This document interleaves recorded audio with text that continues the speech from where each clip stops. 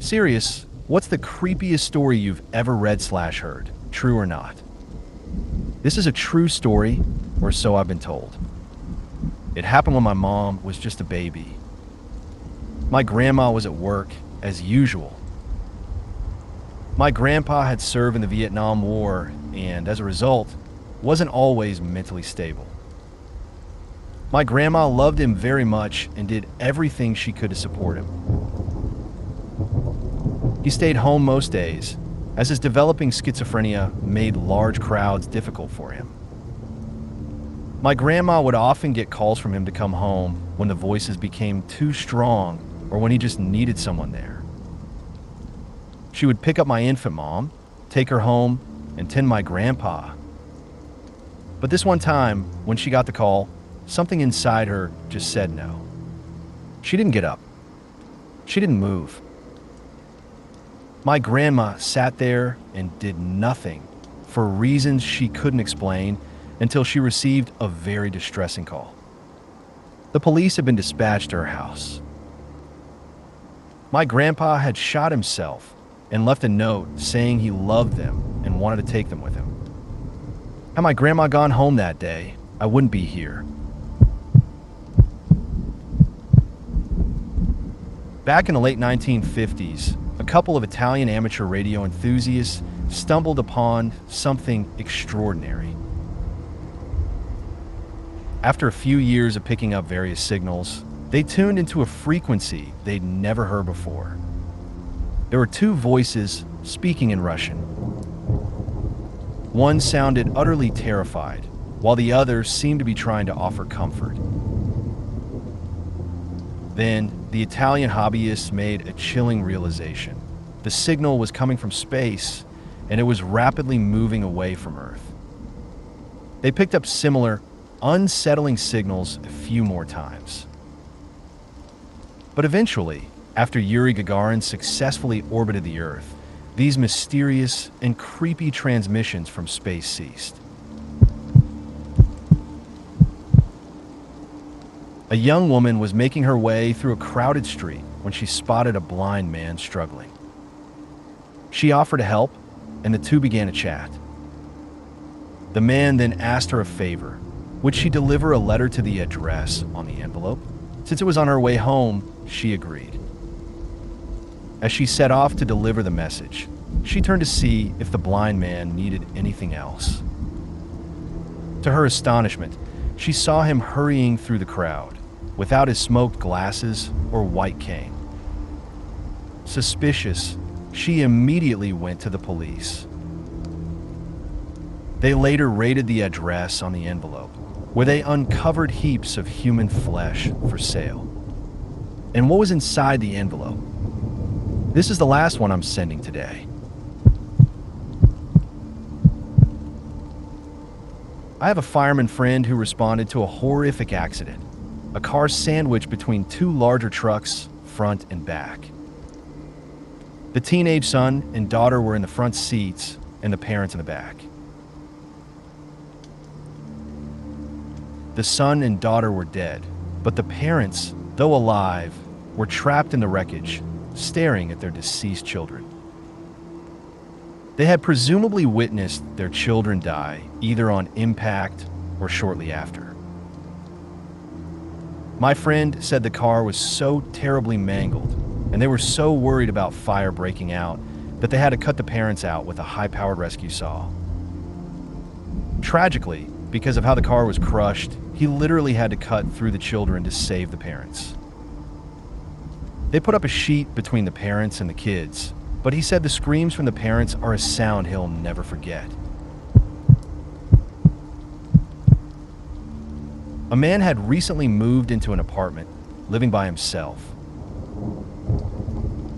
After a few weeks, he started hearing strange noises at night. Doors creaking, water running, quiet footsteps, and his kitchen cabinets opening and closing.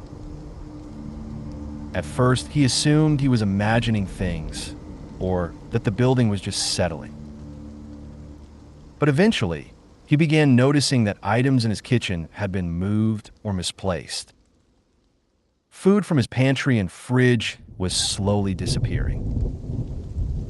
Finally, he decided the rational thing to do was set up a video camera in his kitchen to catch whatever was happening at night.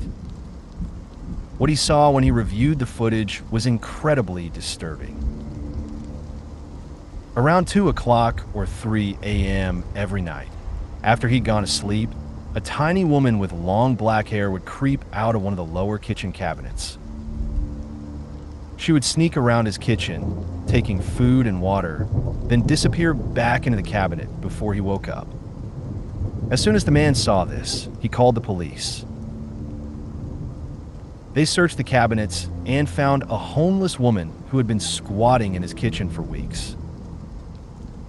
Whenever he was home, she'd quietly hide in his cabinets, only emerging at night for food or water.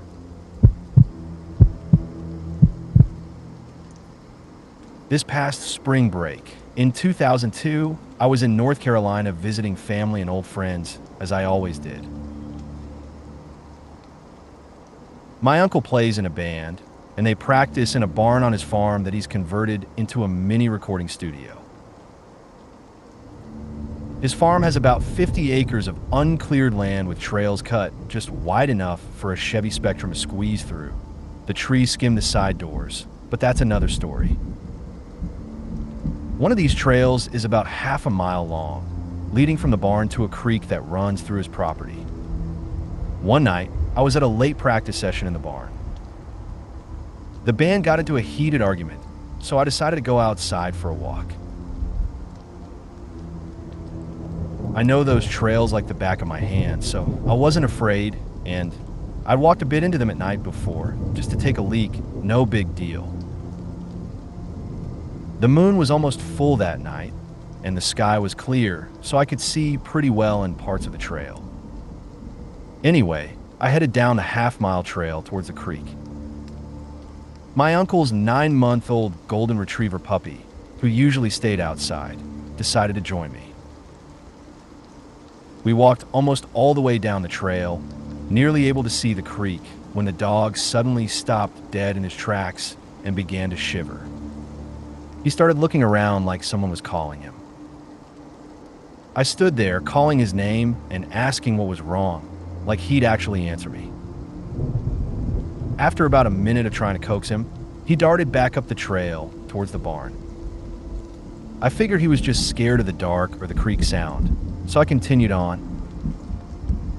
Once I reached the creek, I followed the path that led to a clearing where my uncle had made a bonfire campsite with benches around a fire pit. This clearing was illuminated by moonlight, making it completely visible from the trail. My uncle had mentioned that teenagers and homeless people sometimes partied and slept down there, but I never thought anyone would be there to harm me. This time, though, it looked like someone was there. I walked up to the clearing and called out to the figures standing by the fire pit, asking who they were and what they were doing on my uncle's property. There was no reply. I kept walking toward the figure until I could make out what looked like a homeless person wearing a tattered long coat and some kind of shawl wrapped around their head. I asked again who they were and what they were doing, still no reply. Then I stopped, about to repeat myself once more, this time getting angry. All I managed to get out was H-E-Y. Then the figure turned around, and I freaked the absolute hell out. What looked like a man from behind was nothing like a human being at all from the front. I stood paralyzed, my eyes fixated on some creature that looked like something out of a hellish nightmare staring at me. I could make out a head with huge eyes that glowed like headlights in the dark and a large, open mouth. It had a large chest, but where its stomach should be, there was a gaping hole with what looked like melting flesh and innards dripping from the torso. I don't know how long I stood there, if it was a second or 20 minutes, or if I screamed. I felt like I heard the howling of a banshee and a wolf or something in my head, and I couldn't tear my eyes away or move. Finally, I broke out of my trance and sprinted as hard as I could back to the trail and up to the barn. When I was about a fifth of the way up the trail, I heard a scream/howl, and then I started hearing what sounded like trees and limbs snapping in half. I kept running, and the snapping sound grew louder and closer. I looked to my right on the trail and could see something almost beside me at the edge of the trail, and the snapping sounds were coming from it. I burst into the barn, out of breath and exhausted, and told my uncle and his bandmates what had happened. They all offered their own little theories, but then my uncle told me something he'd never mentioned before about what he'd seen in his woods. He told me he'd found dead animals with their heads decapitated or their necks slit down at that clearing, and satanic symbols drawn in what looked like blood in the dirt. He also told me about the eyes he'd seen at the edge of the woods at night that would show up in packs. Eyes like the ones I saw on that figure. He even recounted one night when his trailer was shaken off its foundation, accompanied by howling and screeching, and when he went outside, he saw the eyes at the edge of the woods. I nearly pissed my pants after hearing all this. I was terrified to go back outside to get to my car and drive back to my grandma's that night. We all went outside together, and the band guys got into their cars and left. My uncle and I started walking back to his house so I could get my car. We were about halfway there when we heard the howl and stopped. The light over the barn cut off, plunging us into darkness. Rustling noises came from the woods, and then sets of eyes began to pop up. My uncle yelled, "Run!" and that was the last thing I heard before I reached my car. All the while, screeching and howling seemed to get closer and closer. When I got to my car, there were dozens of eyes at the edge of the woods. I drove off, scared senseless. I was a fourth-year medical student enduring my psych rotation, definitely my least favorite part of the hospital. On the ward, there was this woman, a bit of a legend, who had been in and out of the psych ward for 7 years. She was only 35, but had suffered a severe psychotic break. Her schizophrenia had onset in her early 20s, just as she was reportedly finishing her master's and starting her PhD in English. The story goes that she started acting strangely, becoming increasingly fascinated with the occult and demonology. After being removed from her teaching position for some undisclosed, god-awful reason, she was institutionalized for the first time, claiming to be possessed by a flesh-eating demon. She was medicated and, after a couple of weeks inpatient, discharged to an intensive outpatient program. She did well for a while and was eventually discharged back to the regular world. It all went great until she stopped taking her meds. Several months after being discharged, she was brought back to the psych ward after biting a chunk of her own arm off in public and ingesting it. She had been in and out of hospitals and halfway homes ever since, never truly returning to the outside world. She never once dropped her delusion of possession for more than a month at a time. Over the next few years, she was repeatedly restrained for trying to cannibalize various parts of her own and other patients' bodies. Eventually, she ended up in a locked room, separated from the rest of the psych ward population. She was so violent with staff that no one was allowed in alone with her. No therapy, not even ECT combined with the highest doses of antipsychotics, could stabilize her. She would wax and wane in and out of these fully psychotic episodes, and when she had one, the only way to stop her from harming herself was sedation and restraints. This went on for years. My encounter. So, anyway, I started my rotation. Every day, as I walked past her room, she would look at me and talk about how delicious I looked.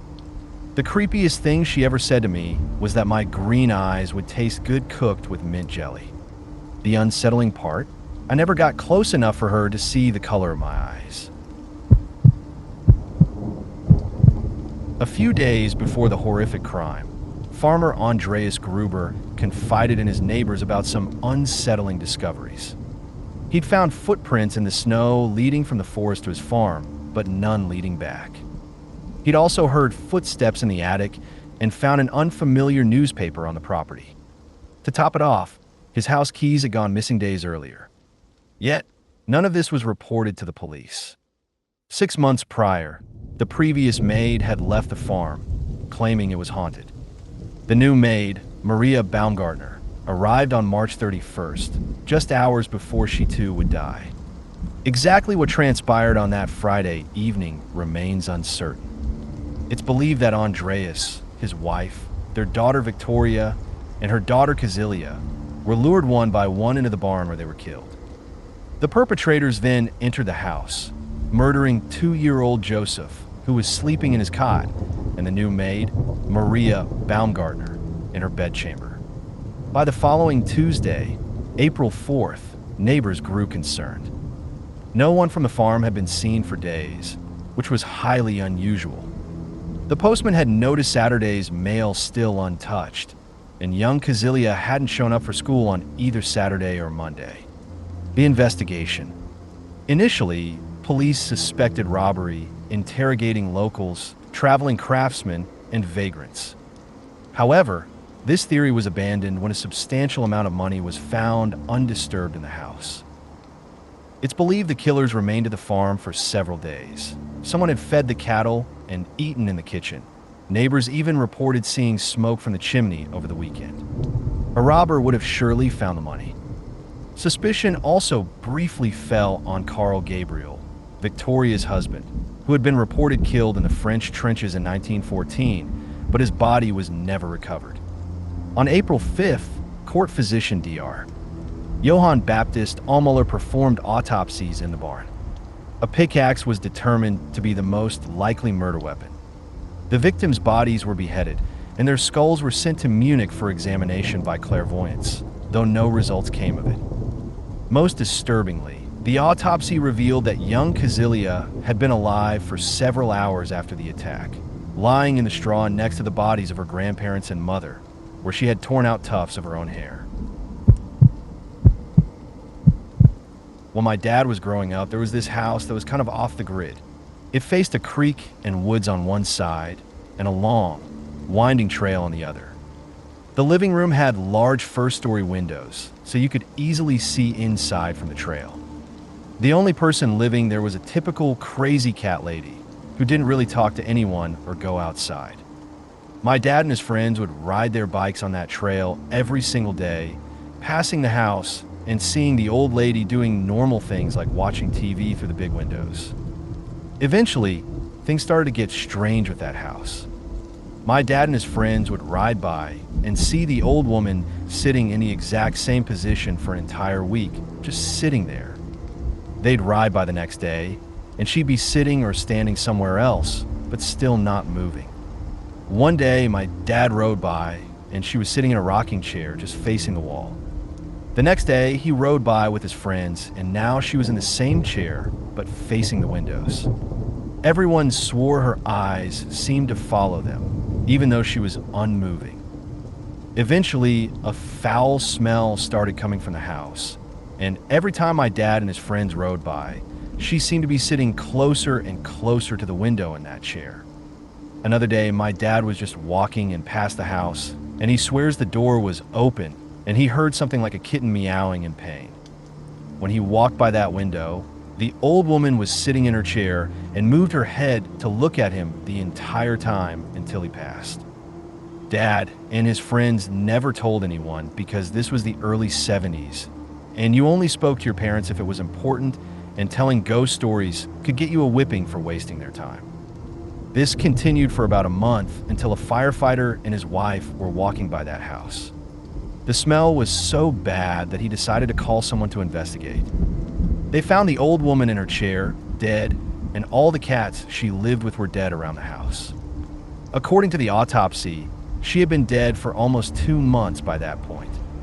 That means when my dad and his friends walked or rode their bikes by her house, they were looking at a dead woman who moved.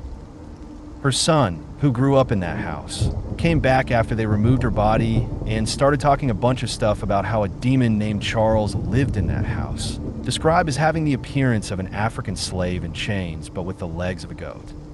He was largely ignored and written off as trying to gain something from her death, being a hippie involved in the drug scene. The house was later torn down, and the whole area was converted into a hiking/dog walking trail. We live in different cities now, but my dad still refuses to walk or go anywhere near that trail because he still gets bad vibes from it.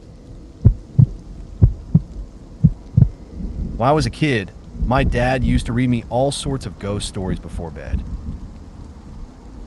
I was really into them. We had tons of books around the house. It was awesome. But there was one particular book about forerunners, ghosts said to warn you that someone is about to die. One of these stories involved hearing 3 knocks on the wall at night that no one else could hear. Then, my dad told me that when my grandfather was still alive, he and my nan were sleeping one night when my grandfather woke up to that very knocking sound.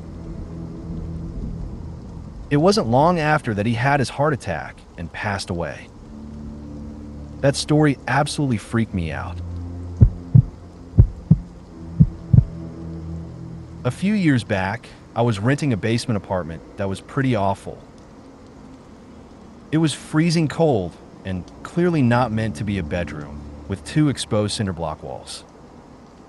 But as a student, you take what you can get. At night, I'd constantly hear this scraping noise from the walls right under my bed. Sometimes it was slow and deliberate, other times a frenzied, skittering sound. I figured some animal was nesting in the wall and mentioned it to the owner.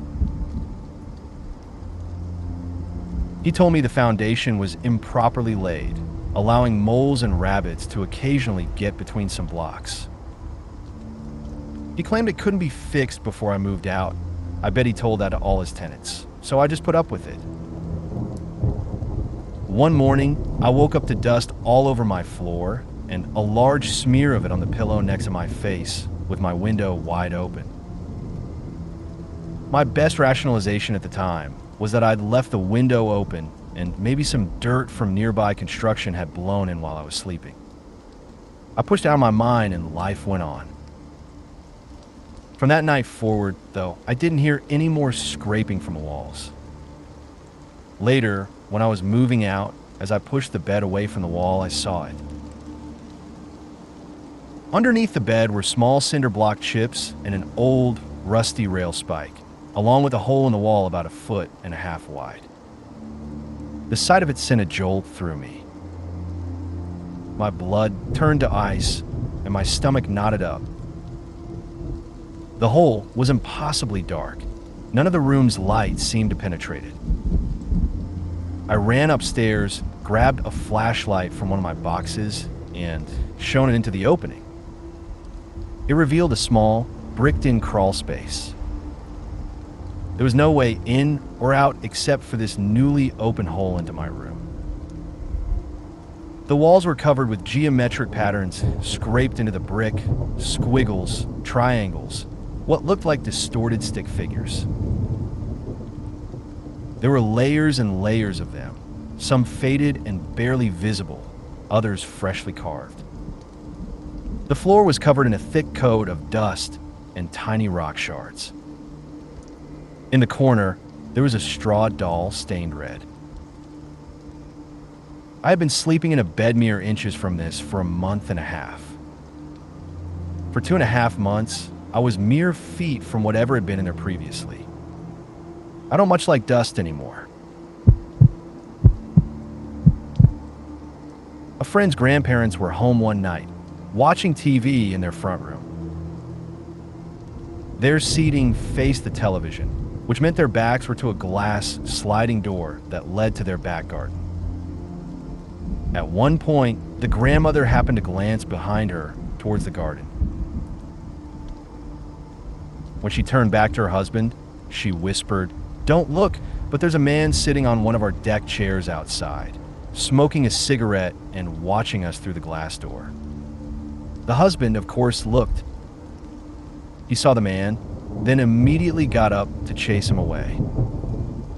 By the time the old man reached the back door, the stranger had already gotten up and run off. The husband then looked down at the deck where the chair had been, facing directly into their living room. There on the floor beside it were 5 smoked cigarette butts.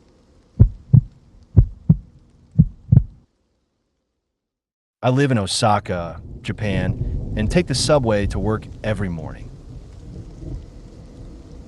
One day, waiting for my train, I noticed a homeless man in a corner of the station, muttering to himself and holding out a cup for spare change.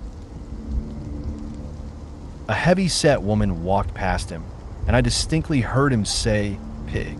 Wow, I thought this guy's insulting people and still expects money?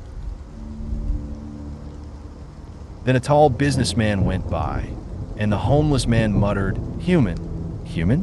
Can't argue with that, I guess. The next day, I got to the station early and decided to stand closer to him, curious about his strange mutterings. A thin, haggard-looking man passed by, and I heard the homeless man mutter, "Cow. Cow. He's way too skinny for that. More like a turkey or chicken." A minute later, a stout man walked past, and the homeless man said, "Potato." Potato? I thought he called all fat people pig. All day at work, I couldn't stop thinking about him. I kept trying to find some logic or pattern in what he was saying. Maybe he has some kind of psychic ability, I mused. Perhaps he knows what these people were in a previous life. Many people in Japan believe in reincarnation. I observed the homeless man many more times, and my theory seemed to hold. I often heard him calling people things like rabbit, onion, or tomato. One day, my curiosity got the better of me, and I decided to ask him what was going on. As I approached, he looked at me and said, "Bread." I tossed some money into his cup and asked if he had some kind of psychic ability. The homeless man smiled. "Yes, indeed. I do have a psychic ability. It's an ability I gained years ago, but it's not what you might expect. I can't tell the future or read minds or anything like that." "Then what is your ability?" I asked eagerly. "The ability is merely to know the last thing somebody ate," he said. I laughed, realizing he was right. He said bread, and the last thing I'd eaten for breakfast that day was toast. I walked away, shaking my head. Of all the psychic abilities someone could have, that one had to be the most useless. My ex-girlfriend told me a truly creepy story from when she was about 10 years old. One night, she woke up and saw a creepy man standing in her room. She went downstairs, leaving the man still there. She told her parents, who were still awake, about the man. They dismissed it, saying it was just a nightmare and that she should go back to bed. She did. A couple of hours later, she woke up again. The same man in the same spot. This time, she woke her parents again. Her father went to her room, and there really was a man just standing there. They lived only a kilometer from a mental asylum, and one of their patients had escaped. And yes, she swears this is completely true.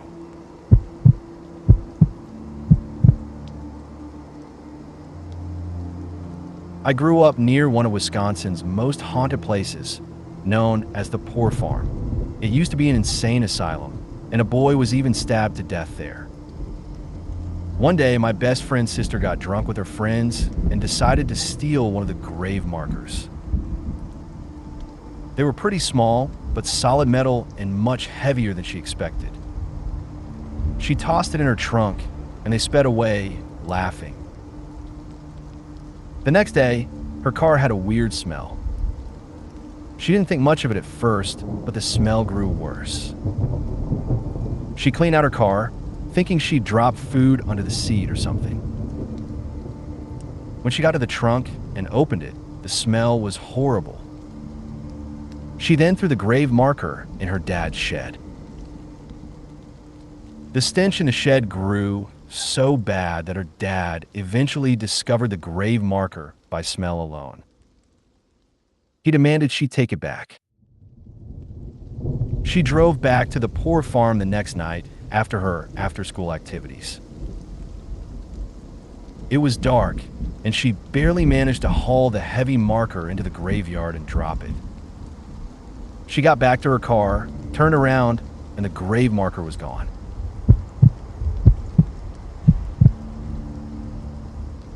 I grew up in New Jersey, one of the oldest settled places in the U.S., so creepy stuff is pretty common. Here are a couple of my favorite unsettling stories. Morristown, New Jersey, boasts one of the oldest courthouses in the country. My mom used to work in a nearby social services office, so I spent a lot of time there.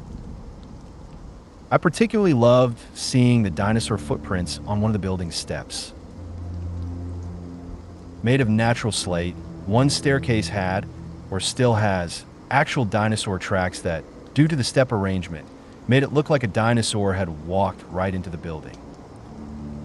But the truly creepy thing about the courthouse was what it kept in its attic and the weird story behind it.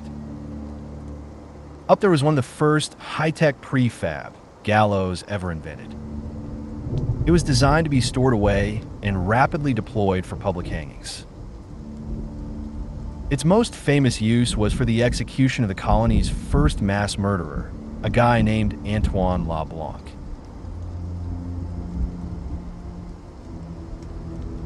Convicted of murdering an entire family he'd worked for, he was sentenced to public execution, which was quite a spectacle back then. But that's not the creepy part. A local physician decided to buy LeBlanc's corpse after the execution to flay and tan his skin, making it into wallets and purses as souvenirs. One of these wallets still exists and, along with LeBlanc's death mask, is still in the possession of the Morristown Police Department. Another story relates to one of my favorite childhood shows, The Uncle Floyd Show. I've always been a fan of DIY TV, like public access shows such as Rapid Tea. Rabbit and biker Billy Cooks with Fire. The Uncle Floyd Show was one of the best to come out of NJ public access, even featuring early appearances by legends like the Ramones. Floyd Vivino, the show's creator, is famous for his song Deep in the Heart of Jersey and the Wild West City theme song from ad for that old NJ theme park. Screw-ups and accidents are common in DIY TV and part of the fun, and the Uncle Floyd Show was no exception. But while watching the show, I noticed that every once in a while, there would be a crashing sound in the background, something would break, or the transmitter would act up, and Uncle Floyd or another crew member would exclaim, "Hello, Mary," or "Hey there, Mary." It wasn't until many years later that I learned who this Mary was.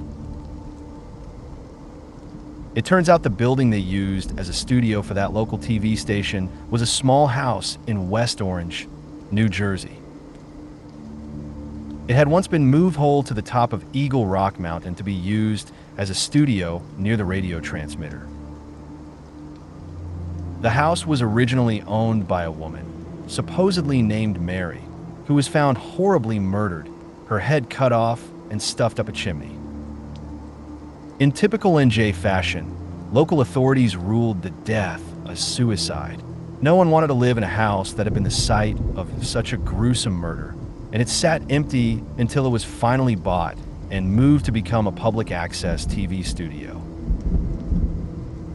So, the Mary the Uncle Floyd Show crew were referring to was this murdered woman's ghost, who would supposedly make her presence known by occasionally messing with things in the studio. A few years ago, my boss went on holiday to Spain for a couple of weeks. Midway through his trip, he received a phone call from the police informing him that his sister had died in a flat fire. He immediately rushed home, dealing with the police and the aftermath of her death. My employers told him to take some time off to grieve, which he did. When he returned to work on a Monday morning a few weeks later, we invited him into the coffee room to offer our sympathies and support. After about half an hour, he excused himself to start work. He walked into his office, sat down at his desk, turned on his computer, and checked for any answer phone messages. The very first message that played was his sister screaming down the phone, "Help me! Help me! I'm trapped! I can't breathe." Thinking about it still sends chills down my spine. As you can imagine, he was pretty traumatized. This didn't happen to me directly, but it's about the creepiest things that happened in a house I lived in. Last year, I lived with 3 other girls in a really old Victorian house. It was pretty run down and located in the nice part of a dangerous area. We always got a weird feeling from a place. None of us felt comfortable sleeping there alone, and my flatmate insisted on always having a light on in the kitchen because the hallways were so long and dark. Going to the loo at night was terrifying without them. Maybe because we kept them on constantly, our lights would flicker and turn off by themselves. They burst all the time too. I swear we were buying new bulbs every month. Also, when we moved in, all the doors had locks, but they were on the wrong side. We assumed it was to prevent them from banging open and close in the wind, but it was still pretty odd. One night, I hung out at a friend's house for a few hours and came home around midnight. I opened the door, put down my stuff, and shouted, "Hello, only me." As I locked the front door, I heard a hello in return. I picked up my things, walked into the living room, and noticed a note on the table. My flatmate had written that they were going to their boyfriend's house, and the other 2 girls had gone home for the weekend. No one was in the house. I checked every room, all the doors and windows. No one was there. Everything was locked.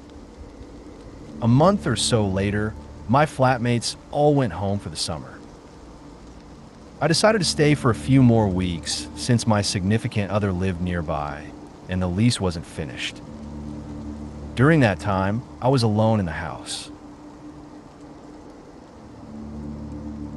Aside from a few noises that could be explained away, like sounds of people walking in the corridors, the walls were thin, and it was a terraced house, so it must have been the neighbors. Everything was fine, except for one incident. I was washing my hair in the downstairs bathroom. I came out and stood in the kitchen, towel drying my hair, when I heard my call my name from the stairway. A chill ran down my spine, so I ran upstairs. He wasn't there. He was in my bedroom, on Reddit, and he hadn't called me. I got him to go back downstairs with me, and we checked the house. Everything seemed fine until I noticed wet footprints in the kitchen. The floor was wet from my hair, so I assumed they were mine, but when I put my foot next to one of them, they were substantially smaller than my foot. The next morning, I was standing in the kitchen making breakfast, and the kettle started boiling by itself. I tried to turn it off, but it was already off. It was a very cheap kettle, but I couldn't explain why it did that. Anyway, that was the creepiest time of my life. Unrelated incident. Also, once at about 3 a.m., there were people in my garden. I looked out and saw they were policemen.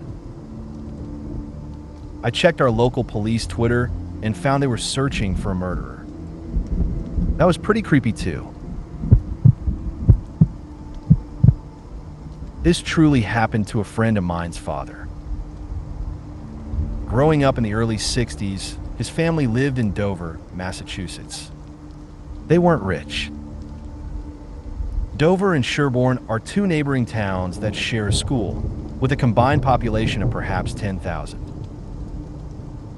Today, they're among the wealthiest towns in the state, but back then, they were quite poor with no real town centers and mostly dense forest.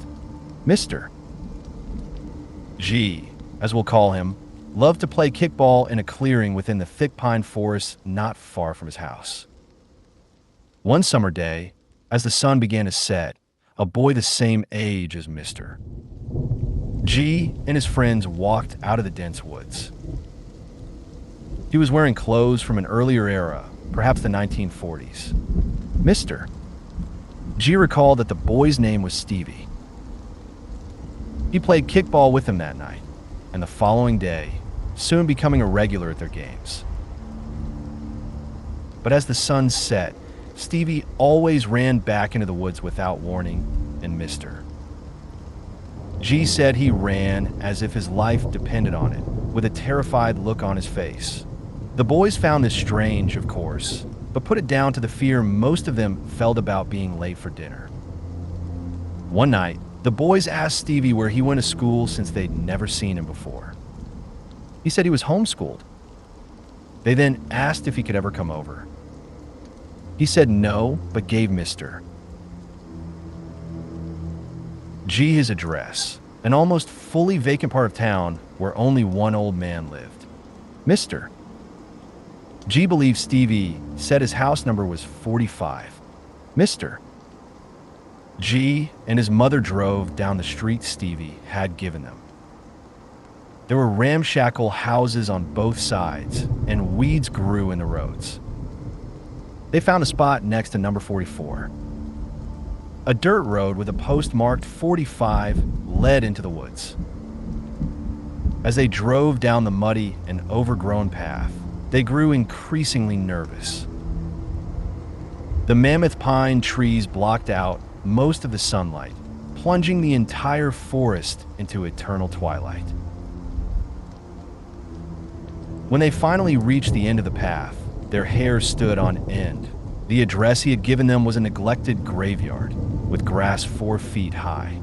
Mr. G waded through the tall grass and found a stone with the boy's name on it. Stevie never came to any of their games again.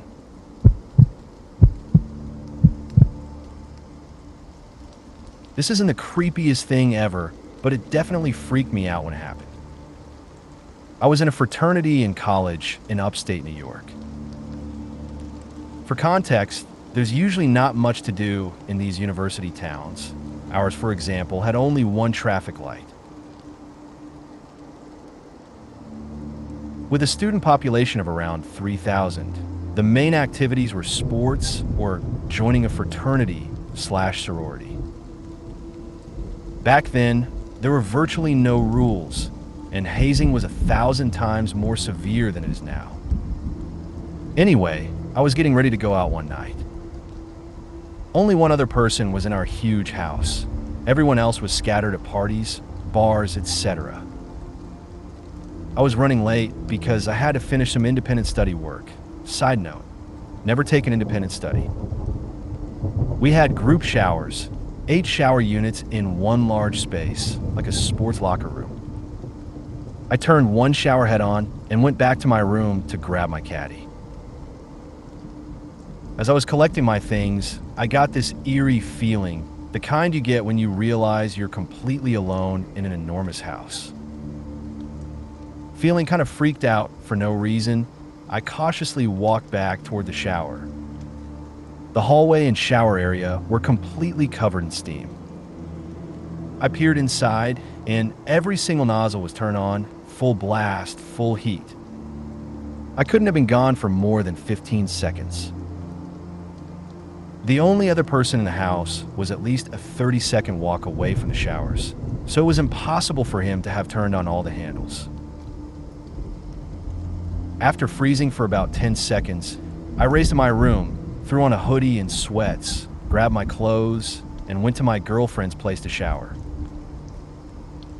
Our fraternity house was allegedly haunted. A few people had died there over the past 100+ years, but that was my first and only genuinely odd experience.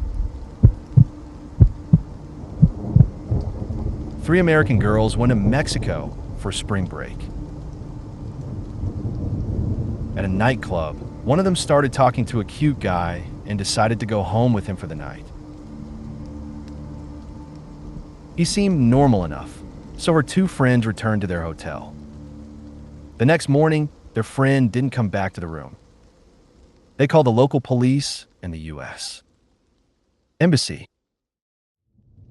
After 2 weeks of waiting, they realized there was nothing more they could do in Mexico and had to go back to school, so they drove towards the border. As they approached the border crossing, they noticed a car behind them. And there, in the back seat, was their friend, seemingly asleep. They immediately told the border police that their missing friend was in that car. It turned out that their friend had been hollowed out and filled with drugs by traffickers.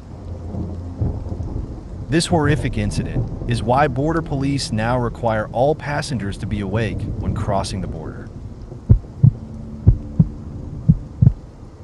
Have you ever heard of the Paris catacombs? Most tourists only get to see a tiny portion of them because the rest is forbidden by the government. Why? No one really knows for sure. Some even say the authorities don't fully understand what's down there themselves. Anyway, there's this infamous footage of a guy who got lost in one of these forbidden sections. All of a sudden, he started running wildly through the tunnels and dropped his camera. He must have heard something truly terrifying. He was never found, and people believe he simply vanished down there. Naturally, there are plenty of conspiracies suggesting that a monster might be lurking in the depths of the catacombs. There's a professor in my school who is incredibly dedicated to our majors honors program. He's quite wealthy. I once saw him pay a $700 dinner bill for our club's officers without batting an eye. I just assumed he was like most retired business professors, rich with nothing better to do, so he poured himself into his job. A few months later, a non-traditional student who grew up with him told me the full story. He used to be the CFO of a highly successful company with a hugely prosperous career. He always regretted not spending more time with his kids and had promised his family a 2-week vacation once their second child graduated. They lived a few hours from a major vacation spot, so they decided to drive instead of fly. Halfway there, they were involved in a nasty wreck, hit by a drunk driver. He was the only one in the car who remained conscious. He went into shock for a few minutes, but when he came to, both of his children in the back seat were dead. His wife didn't appear to be breathing.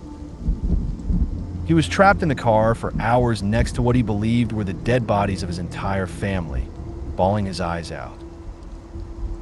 His wife actually survived, though she was hospitalized for weeks and now walks with a cane. He never went back to work after the accident. He just quit. After a year or two, with some healing, an old friend told him about an open professor position, and he took it. All this time, I'd assumed this jolly, Santa Claus-looking guy was just casually dropping hundreds of dollars because he was too rich to care. In reality, he's dedicated the past 5 years of his life doting on college students and investing in our careers because he never got the chance to do it for his own kids.